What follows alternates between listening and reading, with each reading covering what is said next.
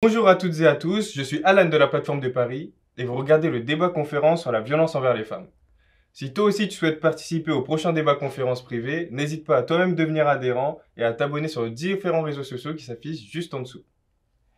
La France, c'est un droit de vote pour les femmes en 1944, un compte bancaire personnel en 1965, 82% des victimes de violences conjugales sont des femmes, et 76% des femmes disent avoir été victimes de harcèlement de rue. Si vous êtes concerné par la violence, n'hésitez pas à contacter le 3919 qui s'affiche juste en bas de votre écran, disponible 24/24, ou encore le CDIFF de votre région sur infofemmes.com. Nous sommes aujourd'hui avec l'association La Maison des Femmes. Bonjour. Bonjour. Je vais juste vous laisser vous présenter et présenter votre association. Alors, je vais commencer. Je m'appelle Léa Spiteri. Je suis service civique à la Maison des Femmes de Saint-Denis. Et bonjour, je suis Anne-Charlotte Gelti, chargée de projet à la Maison des Femmes de Saint-Denis et en charge de la coordination et des formations et des interventions comme aujourd'hui. Pour vous présenter la Maison des Femmes, c'est une association rattachée au centre hospitalier de l'hôpital de La Fontaine de Saint-Denis. Qui prend en charge les femmes victimes de violences avec trois parcours différents: les violences faites aux femmes, le parcours excision, mutilation sexuelle féminine et le parcours planification familiale avec IVG, etc. Et donc, on a une approche globale et multidisciplinaire, interdisciplinaire, puisque l'équipe est composée aussi bien de médecins généralistes, de sexologues, de gynécologues, de sages-femmes, de psychologues, de psychiatres. Voilà, la liste est assez longue, de kinés, de dermatos, puisque les violences faites aux femmes, elles impactent l'ensemble des dimensions de l'intégrité physique et psychologique des individus, et elles vont avoir des conséquences assez importantes sur la santé. Donc voilà, la Maison des Femmes propose une approche globale des conséquences et du soin pour les victimes. Et puis, on a aussi des ateliers. Je te laisse présenter. Des ateliers qui sont autour de la reconstruction de l'estime de soi. On peut avoir un atelier nommé Réparer l'intime, des ateliers artistiques, sportifs. On a aussi un atelier français. Dont le but est vraiment la reconstruction de l'estime de soi de la personne victime de violence. Voilà. Et puis, pour renforcer l'aspect soins, on a aussi une équipe de bénévoles, juristes et avocats, qui aussi peuvent renseigner les victimes sur les procédures judiciaires, et également des bénévoles qui proposent un accompagnement dans l'emploi en vue d'une réinsertion socio-économique. Très bien. J'aimerais savoir pourquoi est-ce que c'est un sujet qui vous anime? Pourquoi est-ce que vous avez choisi cette association finalement? Alors moi, je pense que j'ai toujours été féministe. J'ai travaillé dans différentes associations de lutte contre les violences faites aux femmes et plus globalement de lutte contre les inégalités et le racisme. Voilà, et c'est tout naturellement que après avoir dirigé, puisque j'étais directrice du CIDFF, le Centre d'information sur les droits des femmes et des familles des Hauts-de-Seine, voilà, j'avais envie de changer, j'avais envie de rejoindre une équipe justement pluridisciplinaire avec cette approche comme ça un peu globale et qui a un projet innovant et qui a vocation à se dupliquer. Et donc, je suis ravie de poursuivre mon chemin dans une association de lutte contre les violences faites aux femmes. Et pour ma part aussi, je me revendique profondément féministe et antiraciste et engagée dans ces luttes-là. Et j'avais très envie de rejoindre la Maison des Femmes depuis très longtemps. Parce que pour moi, c'est une équipe dynamique, engagée, toujours en progrès, toujours en invention et en adaptation avec le public qu'on accompagne. Et pour moi, c'est quelque chose de très précieux et je voulais faire partie de ce projet-là. Très bien. La Maison des Femmes, comment est-ce qu'elle fait pour agir? Comment lutte-t-elle finalement contre ces violences? Bah, du coup, c'est ce qu'on vous disait, c'est lié à l'hôpital. Donc, l'entrée, elle est santé. Et donc, après une analyse globale des besoins, de la situation des femmes, parce que vous savez que toutes les femmes victimes de violences ne vont pas avoir le même besoin, elles ne sont pas au même niveau. Voilà, on va respecter leur rythme et l'impact que les violences vont avoir sur leur santé. Et donc, on va proposer une offre de soins qui va être adaptée, spécialisée par des professionnels qui sont vraiment spécialistes et formés à la spécificité des violences. Mais il n'y a pas que les violences, puisque plus globalement, hein, ce qu'on disait, la Maison des Femmes propose aussi un accompagnement en termes de planning familial. Donc, on peut se renseigner sur la contraception. On peut aussi venir pour pratiquer un IVG. Et puis, la troisième entrée, elle est autour d'une forme de violence qui est très particulière, que sont les mutilations génitales féminines. Et donc, on peut aussi venir consulter la Maison des Femmes au niveau gynéco sur toutes les conséquences de ces violences, de ces mutilations spécifiques, et notamment pouvoir bénéficier, pour celles qui le souhaitent, d'une chirurgie réparatrice du clitoris. D'accord. Oui. Où est-ce qu'on peut retrouver la Maison des Femmes? Votre association, où est-ce qu'on peut vous trouver? Alors, on nous trouve sur les réseaux sociaux, on a un site. Sinon, plus globalement, on nous trouve à Saint-Denis, dans l'hôpital La Fontaine. Et puis l'idée, c'est ce qu'on disait, c'est que c'est pour ça aussi que ça nous intéressait, c'est que c'est un projet qui est vraiment innovant, qui est né en 2016, et je me suis dit, mais c'est incroyable, on a l'impression que ça a toujours existé et que c'est tellement une évidence, ce projet associatif et cette offre de soins comme ça globale.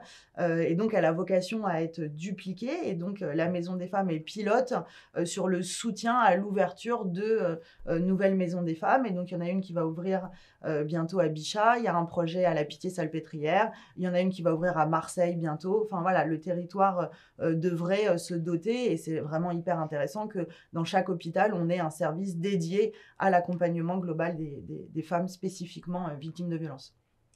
Toutes les deux, vous avez parlé d'une notion qui est le féminisme.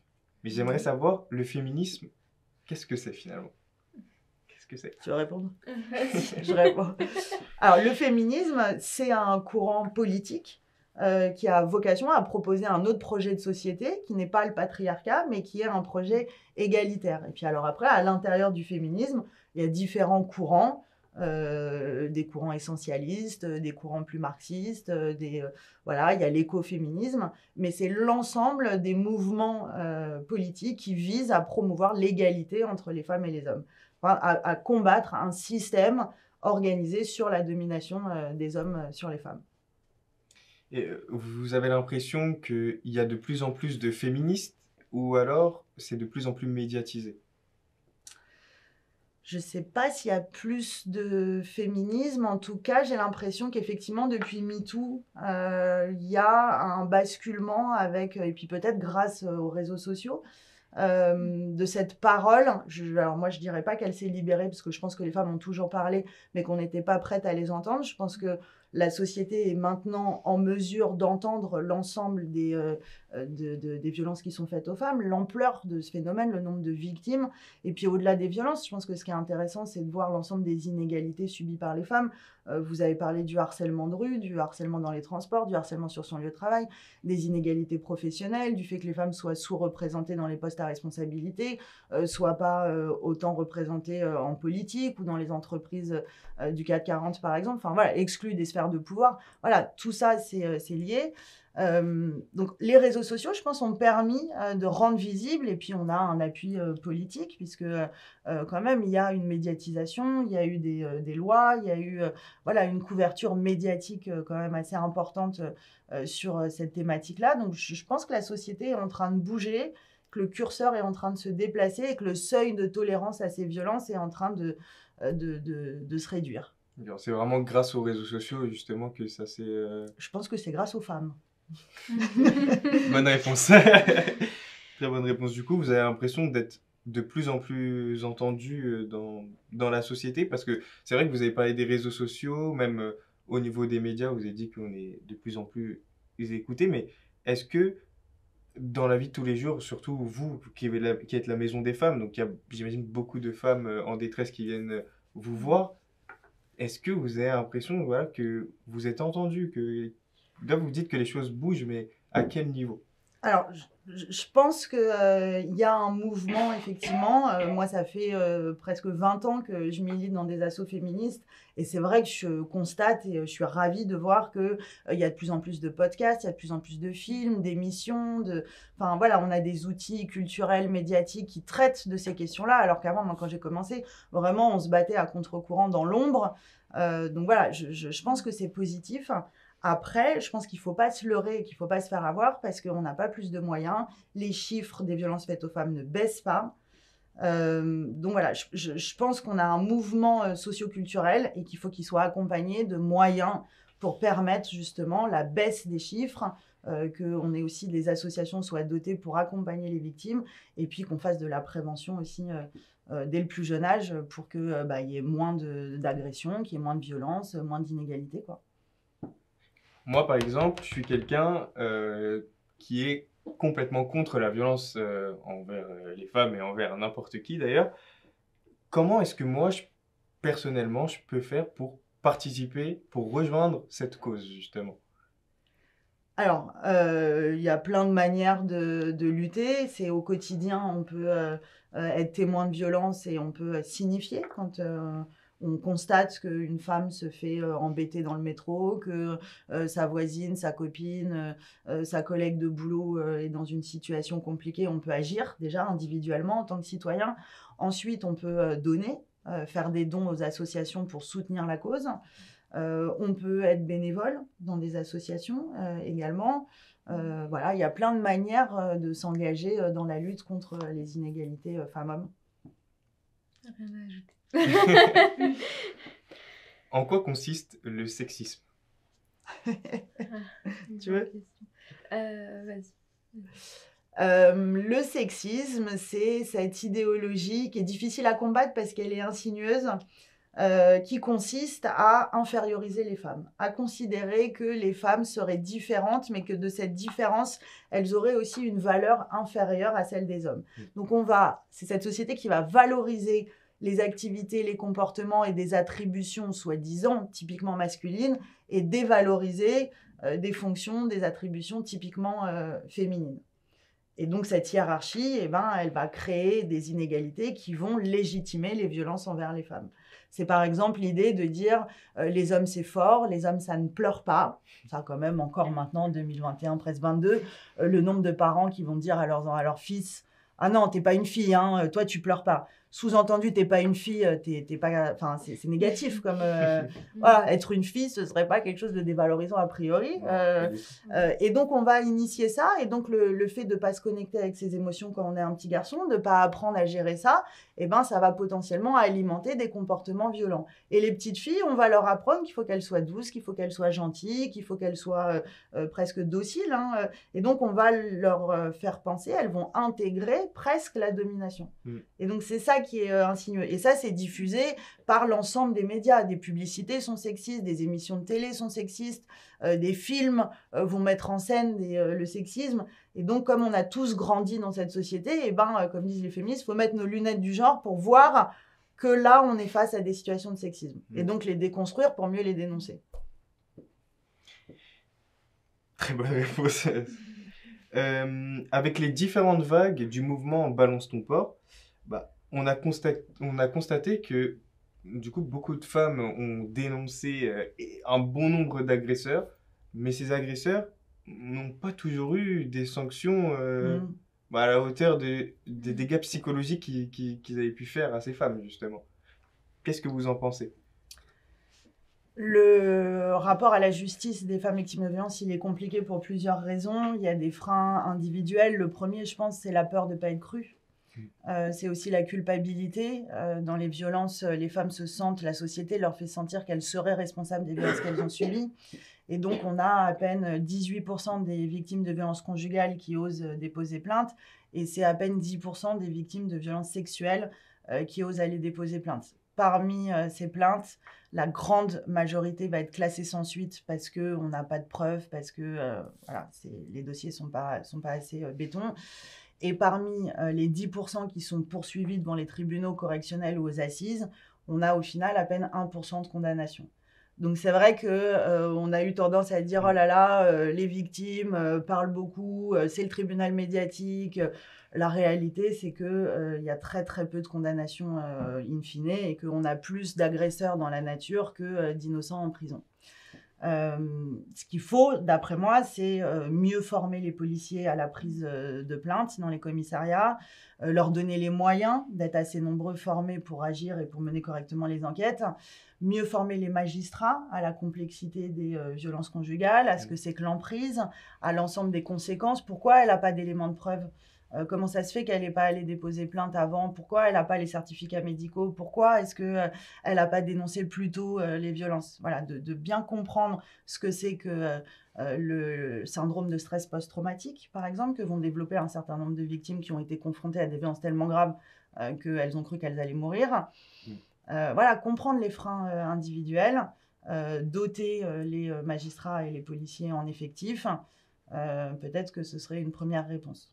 J'imagine que le fait que leur agresseur n'ait pas réellement de sanctions, ça doit aussi participer aux troubles psychologiques qui suivent pour la victime.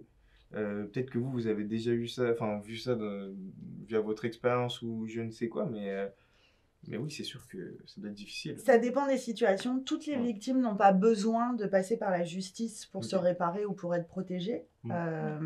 Ça dépend de chaque situation, de chaque individu. Après, effectivement, pour celles qui ont fait appel à la justice, c'est vraiment la double peine. Celles qui ont sollicité une protection, qui ont été voir les policiers pour déposer plainte et qui se sont fait soit mal recevoir, soit on leur a expliqué qu'on ne pouvait pas prendre leur plainte, soit il ne s'est rien passé derrière. C'est vrai que c'est décourageant et que ça alimente aussi la toute-puissance des agresseurs. On a des auteurs qui disent « tu vas déposer plainte, mais qu'est-ce qu'ils vont faire? Qu'est-ce que tu crois ?» Donc oui, il faut agir. Justement, comment pouvons-nous faire pour faire bouger les mentalités? Je pense qu'il faut mettre le paquet sur la prévention et les animations, des actions de sensibilisation, de prévention en milieu scolaire, et dès le plus jeune âge. Et je pense que tous les professionnels qui interviennent auprès des enfants, que ce soit les personnels de crèche, que ce soit les animateurs, animatrices des centres de loisirs, les instits, bref, l'ensemble des professionnels doivent être formés à mettre en place une culture de l'égalité, à lutter contre les stéréotypes, je disais, qui vont alimenter les violences, mais aussi à repérer les enfants qui grandissent dans des foyers dans lesquels il y a de la violence, et également à repérer les enfants qui seraient victimes eux-mêmes de violences, et notamment de violences sexuelles. Je rappelle, 3 enfants par classe, d'après la dernière étude du Civis, qui seraient victimes d'inceste. Donc ça veut dire, comme le dit le magistrat Édouard Durand, trouvez-les. On a tous connaissance autour de nous de femmes victimes, d'enfants exposés à des violences graves. Il faut qu'on les trouve, il faut qu'on les repère et il faut qu'on les protège. Et parce qu'on sait que la violence a cette capacité à se reproduire. Quand on a été exposé aux violences dans l'enfance, il se trouve que le seuil de tolérance à la violence il est plus important et qu'il y a une probabilité, c'est pas systématique, mais il y a une plus grande probabilité, un plus grand risque de devenir victime à l'âge adulte ou de devenir soi-même auteur de violences à l'âge adulte. D'accord. Vous avez parlé brièvement de l'école. Quel est le rôle à jouer de l'école justement sur ce changement de mentalité? Je vois que je dis l'école, mais il n'y a pas vraiment que l'école, hein. J'ai cru voir il n'y a pas si longtemps que ça qu'il y avait, ça parlait aussi vous savez, des genres, des jouets, donc les garçons qui peuvent jouer avec des Barbie ou prendre une dinette tout simplement. Ouais. Bah, comment agir, quel est le rôle de chacun dans tout ça? C'est ce que je pense qu'on a tous un rôle là-dedans. Plus les professionnels vont être formés à la lutte contre les stéréotypes sexistes, plus on va permettre à un petit garçon effectivement de jouer à la dinette ou de jouer avec la poussette, et peut-être que plus tard il pourra se projeter dans je suis un papa qui va prendre en charge ma part d'éducation des enfants. Plus on va lui apprendre à mettre des mots sur ses émotions, à reconnaître quand il est en colère, quand il est fâché, quand il est heureux, plus on met des mots, vraiment, plus c'est un rempart contre les passages à l'acte violent. Plus on va aussi proposer aux petites filles de se projeter sur des rôles de super-héros, héroïnes, plus on va leur permettre de se projeter sur des métiers qui sont pour l'instant typiquement masculins, plus on va leur donner les outils de leur émancipation, et moins on espère qu'elles vont être exposées aux violences plus tard. Donc oui, il y a un rôle à jouer essentiel à l'école, mais même de prévention. Je vous donne un exemple. dans les cours d'école en maternelle, tout le monde, j'imagine, a vécu ça. Le jeu, c'est que les petits garçons s'amusent à soulever les jupes des petites filles pour regarder la culotte. Et aucun adulte n'est jamais intervenu pour dire que c'était inacceptable. Et donc, on dit, ils s'amusent, c'est un jeu d'enfant où on joue à chat-bisou, il faut courir après les filles quand on est un garçon et l'embrasser de force. Au collège, le jeu continue. Dans la cour d'école, les adolescents s'amusent à toucher les seins et les fesses des filles. Et donc, à l'âge adulte, on se retrouve avec des agressions sexuelles et des frotteurs dans le métro, des nanas qui se prennent des mains aux fesses sur leur lieu de travail. Mais parce qu'on a toléré et on a intégré pour les femmes que notre corps, finalement, il était à disposition des garçons. Et pour les garçons, que finalement, ils avaient le droit quand ils le voulaient, quand ils le souhaitaient, de toucher, d'aller s'approprier le corps des femmes. Donc, tout ça, ça a un lien entre l'éducation et ce qui se passe en termes de violence à l'âge adulte. Et puis, vous avez mis le point dessus, justement, ça ne va que crescendo, en fait. Si ça commence tôt, bien souvent, très tard, là, on a atteint un cap que ce soit de violence ou même de non-considération, tout simplement. Parce que je pense qu'il y en a aussi, ils se rendent même pas compte. Ils se disent, c'est normal, en fait. C'est comme ça que je dois faire. C'est comme ça qu'elle doit se laisser faire aussi. Et donc, tout est la difficulté. Combien de fois on a entendu, quand les femmes, elles disent non, ça veut dire oui. Donc, quand une femme, elle dit non, ça veut dire non. Sinon, ça s'appelle un viol, en fait. Ouais, c'est ça. Exactement. Justement, pour revenir rapidement au niveau de la justice, la France, on dit de la France que c'est le pays du droit de l'homme, avec un grand H. On pourrait dire droit humain. Voilà, droit humain, exactement. Et on remarque que les lois sont venues très tardivement. Je vais juste citer la loi du 23 décembre 1980. Donc, c'est que le viol est reconnu comme un crime et passible d'une peine de 15 ans de prison. C'est-à-dire que avant le 23 décembre 1980, techniquement, un viol, c'était un viol, quoi. Et c'était un rapport sexuel normal. Voilà, exactement. Il n'y a aucune considération pour ça. Le 5 septembre 1990, c'est le viol entre époux qui est reconnu. Donc, c'est quand même en 1990. Donc, voilà. Moi, je suis né, par exemple, en 99. C'est 9 ans après ma naissance. C'est très, très proche. Et pour finir, le 6 août 2012, la loi sur le harcèlement sexuel, parce qu'avant, on ne considérait pas le harcèlement sexuel, vu qu'il n'y avait pas d'acte, finalement. Donc, tous ces lois sont parues hyper tardivement. C'est quand même très proche de nous. Et en plus de ça, elles mettent énormément de temps à s'appliquer. Donc, comme vous savez, c'est pas parce qu'une loi est votée aujourd'hui qu'à partir d'aujourd'hui, on l'applique. Qu'est-ce que vous pensez de ça, justement? Est-ce que vous ne pensez pas qu'il y a aussi peut-être une non-considération des personnes votant les lois? Je pense qu'à l'échelle de l'humanité, les dernières lois sur justement les droits des femmes, elles sont hyper récentes, c'est ce que tu viens de dire. Ouais. Mais si on reprend, c'est vrai qu'à l'échelle de l'humanité, c'est quand même très récent. Après, donc c'est-à-dire qu'en gros, il faut être patiente. Moi, j'ai pas très envie d'être patiente. Et effectivement, il y a toujours un décalage. Parfois, c'est la société civile qui est en avance sur les lois et les lois, elles vont être votées pour se conformer à des règles. Je prends par exemple l'avortement. Et puis des fois, c'est l'inverse. C'est les lois qui vont être en avance et qui vont créer un interdit symbolique et qui après doit devenir effectif dans les mentalités. T'as raison, hein, le viol avant, c'était pas du tout quelque chose de sanctionné, et notamment le viol entre époux, c'est-à-dire que on avait une présomption de consentement de par le mariage, et même on parlait de devoir conjugal, la femme devait répondre aux besoins soi-disant de son mari. Donc oui, c'est pour ça que c'est important de continuer à ce que la société civile, les mouvements féministes se battent pour rendre effectifs ces lois, pour continuer à avoir de nouvelles lois, à créer des infractions qui vont interdire en fait certains rapports, justement ce qu'on disait, de domination.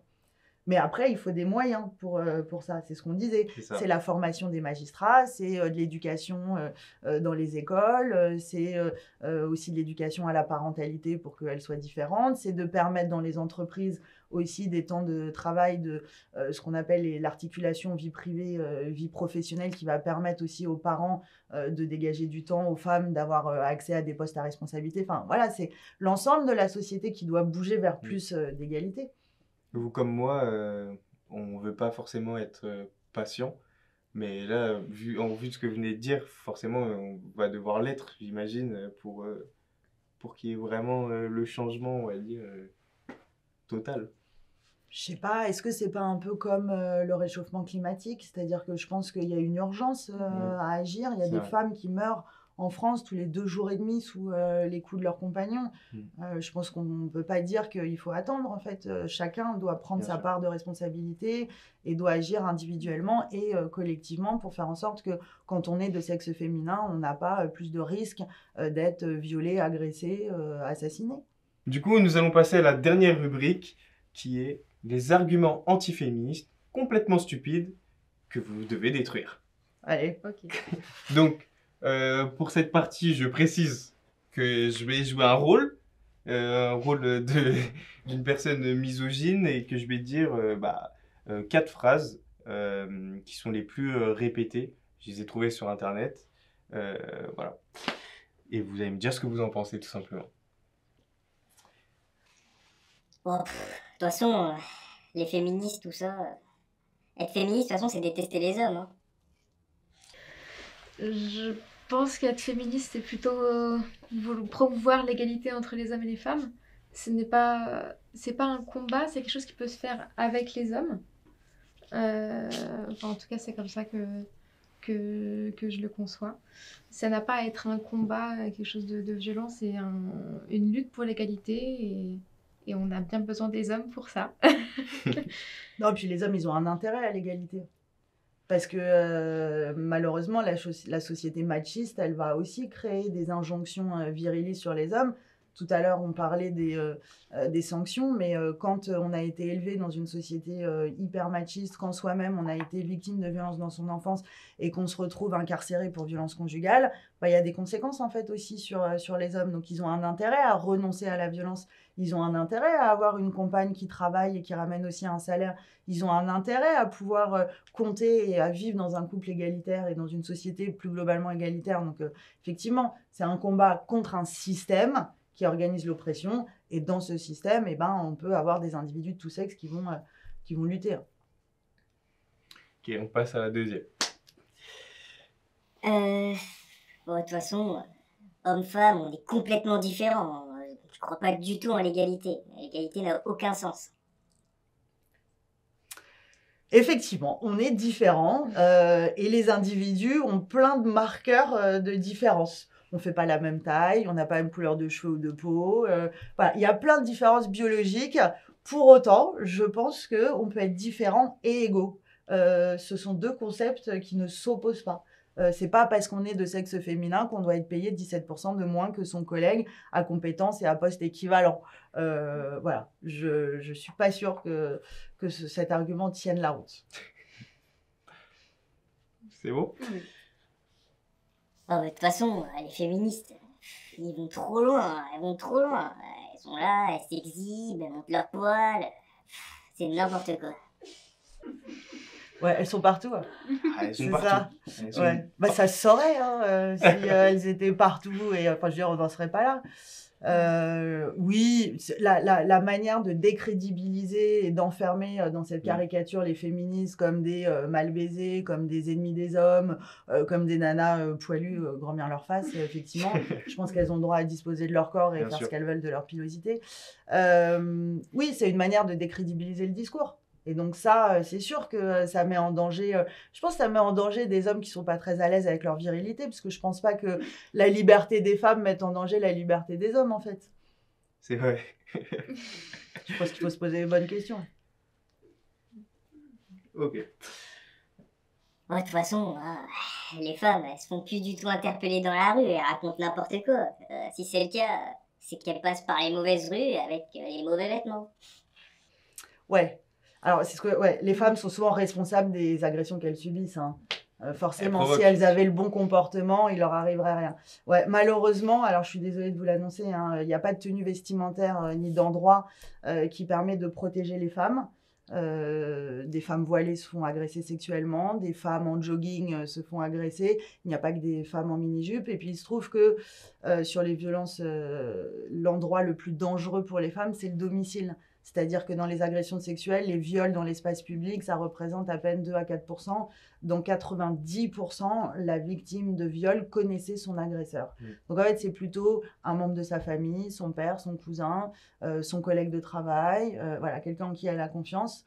C'est pas quelqu'un d'extérieur, et je ne pense pas que la tenue vestimentaire soit un argument à opposer à une personne qui se fait agresser. Mais c'est génial parce que c'est la seule infraction où on fait porter la responsabilité sur les victimes. Quand on va déposer plainte pour cambriolage ou si on s'est fait voler son sac à main, personne va vous dire, et heureusement, mais attends, il était un peu beau ce sac, mais aussi toi tu mets de la marque, ou pourquoi tu as une jolie maison avec un écran plasma, faut pas déconner aussi, t'appelles les voleurs à venir chez toi. Ouais. On n'a pas ce genre de discours. Pas du tout. On n'a pas une espèce de systématiquement vu, on se dit pas, ah là là, arnaque aux assurances, c'est bon, c'est une menteuse ou un menteur. Non. Il n'y a que sur les violences faites aux femmes qu'il y a un doute de façon systématique sur la parole des victimes. Puis je rappelle que 76% des Françaises ont déjà été suivies dans la rue et 65% ont subi du harcèlement avant leurs 15 ans. C'est des chiffres énormes. Les jeunes filles sont surexposées aux violences sexistes et sexuelles. Parce que je dis ça, par exemple, moi, je suis vraiment pour cette cause féministe. Mais moi, en étant un homme, honnêtement, j'avoue que quand j'ai vu ces chiffres, j'étais bouche bée. Je pensais pas du tout. Je me disais, oui, ça arrive, je sais que ça arrive. Mais 65% quand même, avant 15 ans, et 76% des Français, c'est beaucoup. Et en Ile-de-France, tu connais les chiffres? Non. Le Centre Hubertine Auclair a fait une enquête, l'Observatoire régional des violences faites aux femmes, 100% des franciliennes ont été victimes de harcèlement dans les transports. Super. Tout le monde a croisé un exhibitionniste, un frotteur, s'est fait interpeller, traité de sale pute dans les transports. Toute femme qui a pris à un moment donné les transports en commun ou s'est baladée en région Île-de-France, à un moment donné dans sa vie, depuis qu'elle a 10 ans jusqu'à il n'y a pas d'âge, a été confrontée à une expérience de violence sexiste et sexuelle. Voilà. Si vous aussi vous voulez participer au prochain débat conférence, parler de votre projet ou de vos idées, n'hésitez surtout pas à envoyer un mail à projet@plateforme2.paris et vous aurez une chance d'être ici également. Allez, on reprend. Le public et donner un mot à ces femmes, leur expliquer en quoi vous les soutenez et puis voilà. Eh ben, j'ai envie de leur dire, vous n'êtes pas toutes seules, on vous croit, et une victime n'est jamais responsable des violences qu'elle subit. Et donc, vous n'êtes pas toute seule, j'espère que vous pourrez trouver des ressources auprès de votre entourage. Et si jamais il y a des associations qui sont là pour vous aider, et donc vous pouvez contacter la Maison des Femmes si vous avez besoin d'être accompagnée pour celles qui vivent dans le 93. Vous l'avez rappelé, il y a des CIDFF qui interviennent dans tous les départements de France. Il y a des associations, vous pouvez vous renseigner auprès de chez vous avec des psychologues, des groupes de parole. Voilà, il y a un certain nombre d'offres de prise en charge qui sont proposées souvent gratuitement. Voilà, donc il ne faut pas rester toute seule. Et puis je rappelle, les violences sont interdites dans la loi. Et c'est pas parce qu'on est une femme qu'on doit subir ce genre de choses. Donc surtout, restez pas seule, parlez-en et n'hésitez pas à vous faire aider. Oui. N'hésitez pas à demander de l'aide. On est avec vous.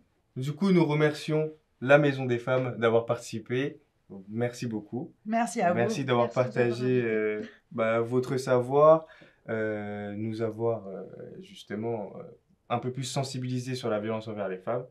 J'espère que vous nous avez entendus et que vous savez que vous êtes écoutés. La plateforme de Paris est avec vous. Merci beaucoup. N'hésitez pas à vous abonner aux différents réseaux sociaux. N'oubliez pas également de contacter le 3919 si vous avez un problème ou de contacter un CIDFF sur infofemmes.com. Merci beaucoup. Au revoir.